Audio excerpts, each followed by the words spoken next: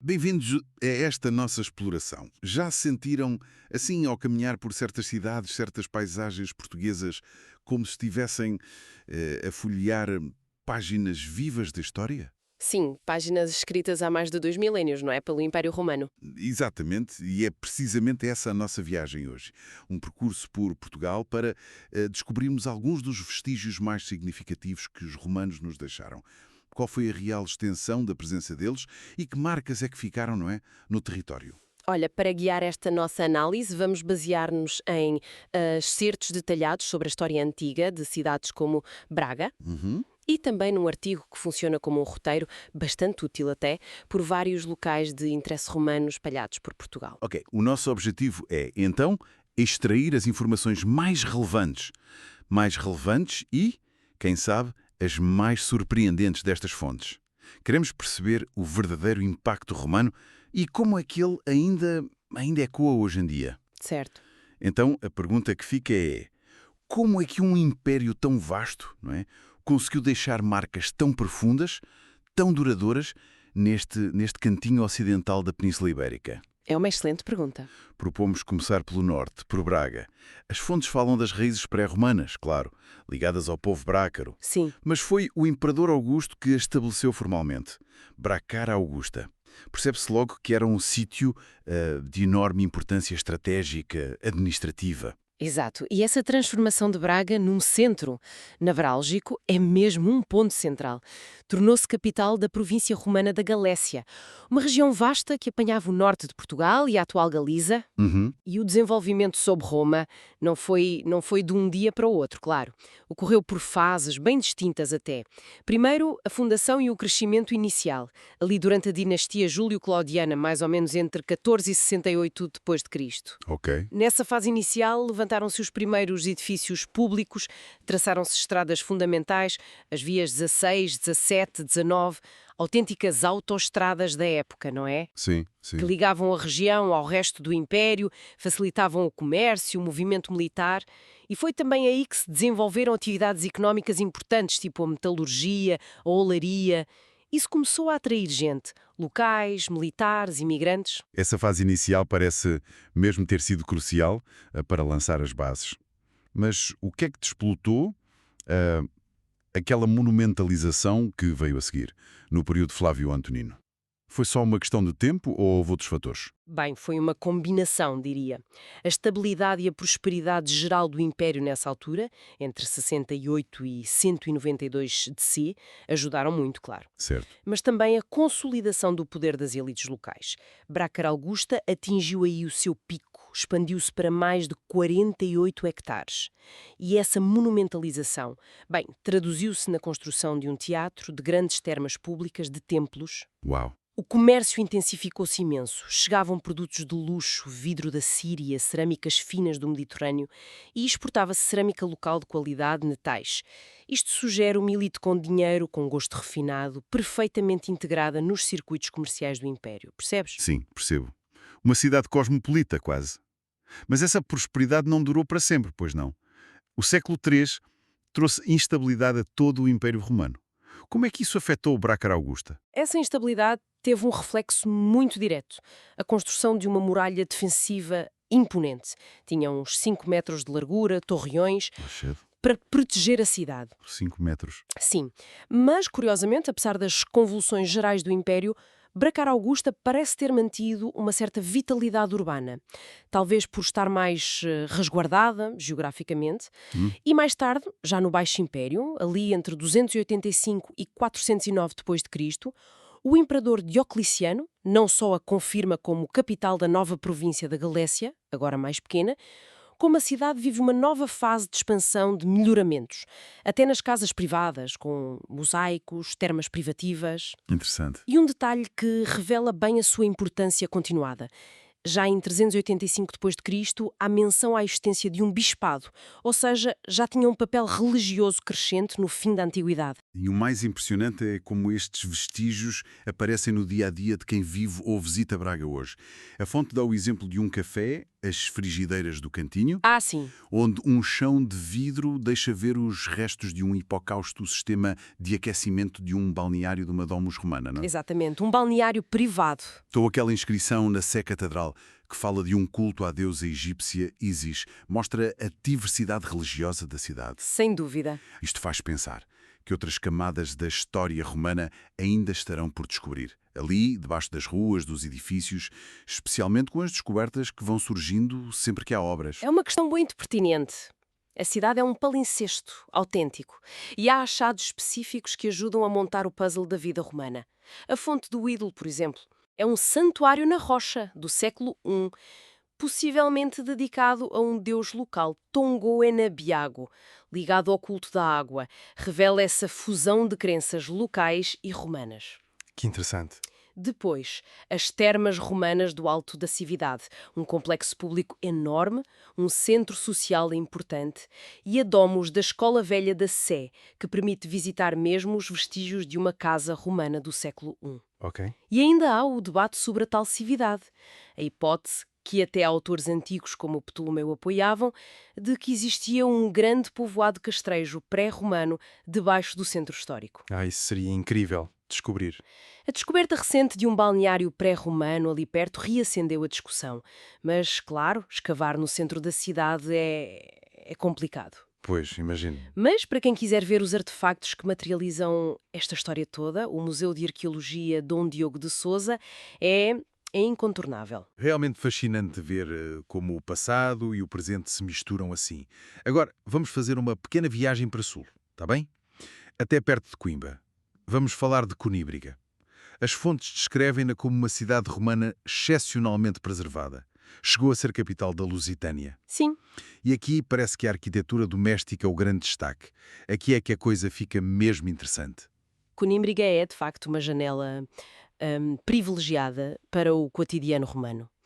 Tinha as estruturas públicas que se esperariam numa cidade importante, fórum, anfiteatro, nada menos que 3 complexos de termas, até uma basílica. 3 termas. Sim, mas o que a torna mesmo especial é a preservação das áreas residenciais, tanto as domos, as casas senhoriais unifamiliares, como as insuleis, que eram blocos de apartamentos de vários andares, onde vivia a população com menos posses.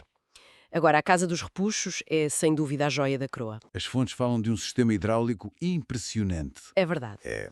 Extraordinário. Imagina um peristilo, aquele jardim central, rodeado por colunas, onde a estrutura hidráulica original alimentava mais de 500 repuxos. 500? Sim, era um espetáculo de água, luz, som, e tudo isto rodeado por mosaicos de uma qualidade e riqueza notáveis. Cenas de caça, figuras da mitologia clássica como Perseu e Andrómeda, o Minotauro, Uau! alegorias às estações do ano, monstros marinhos, aves exóticas.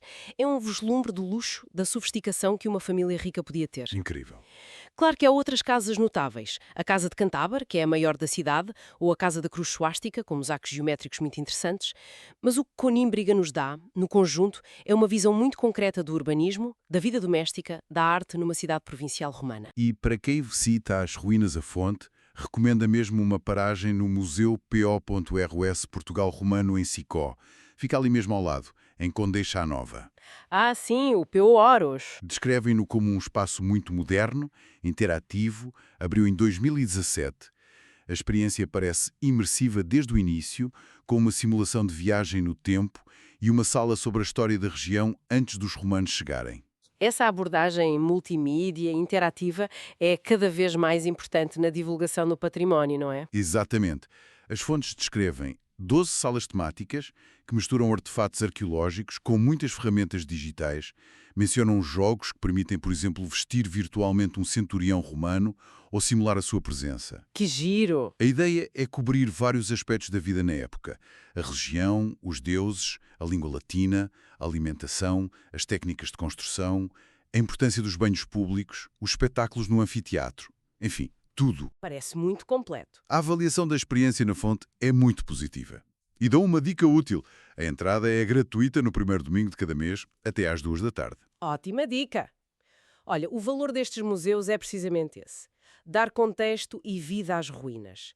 Complementam a visita ao sítio arqueológico, tornam a história mais acessível, mais palpável, especialmente para os mais novos. Sim, concordo.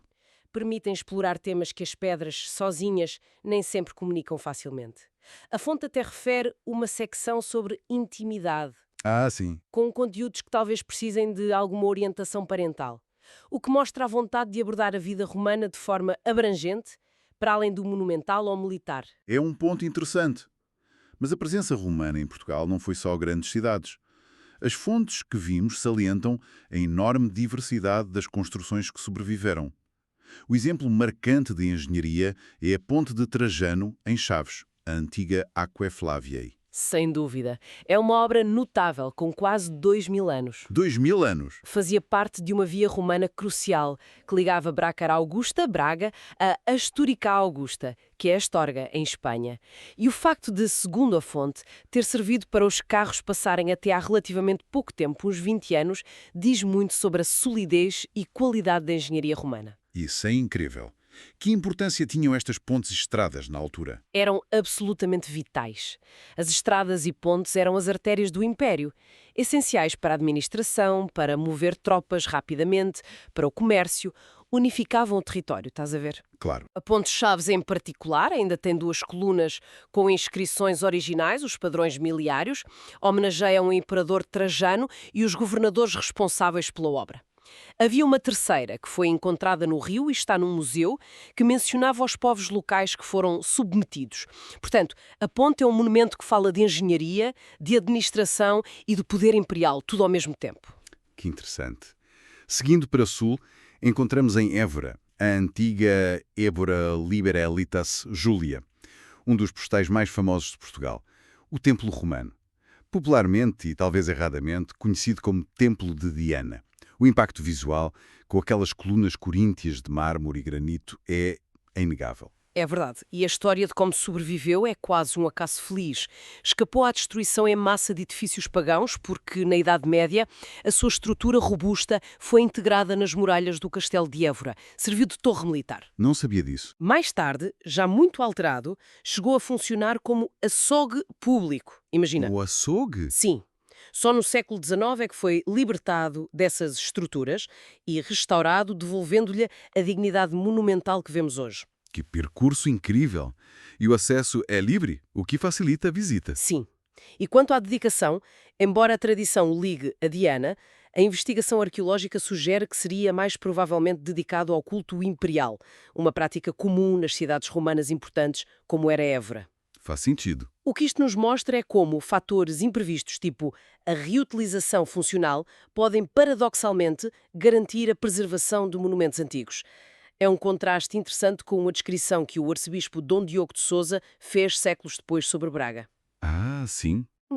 Que encontrou de barro e sem templos, indicando que muitas outras estruturas romanas, talvez igualmente grandes, tiveram destinos bem diferentes. Pois, além destes locais mais famosos, as fontes passam por uma série de outros exemplos que mostram bem a extensão e a variedade da ocupação romana. Mencionam as ruínas de Amaia, em Marvão, uma cidade romana completa, em pleno Parque Natural da Serra de São Mamede, onde as escavações continuam a trazer novidades. A Maia é fascinante. A fonte que consultamos faz, no entanto, uma crítica à experiência no pequeno museu local. Aponta para o ambiente e a atitude de um funcionário, o que é pena. É sempre importante ter em conta a qualidade da experiência de visita, claro. Uma pena, sim. Depois referem as ruínas de Troia, na península com o mesmo nome.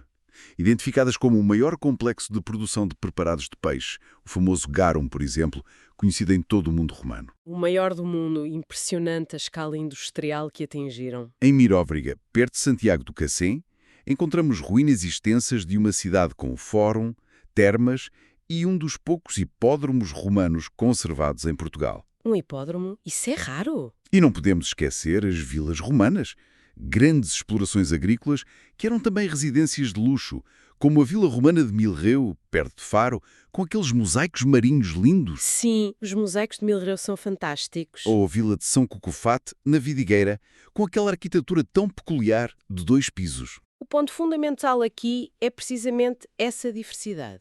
Temos capitais administrativas e centros de poder como Brácara Augusta, cidades com forte componente residencial e de lazer, como Conímbriga, obras de engenharia civil que estruturavam o território, como a Ponte Chaves, centros religiosos e cívicos monumentais, como o Templo de Évora, complexos industriais à escala gigante, como as Salgas de Troia, e o mundo rural representado pelas vilas.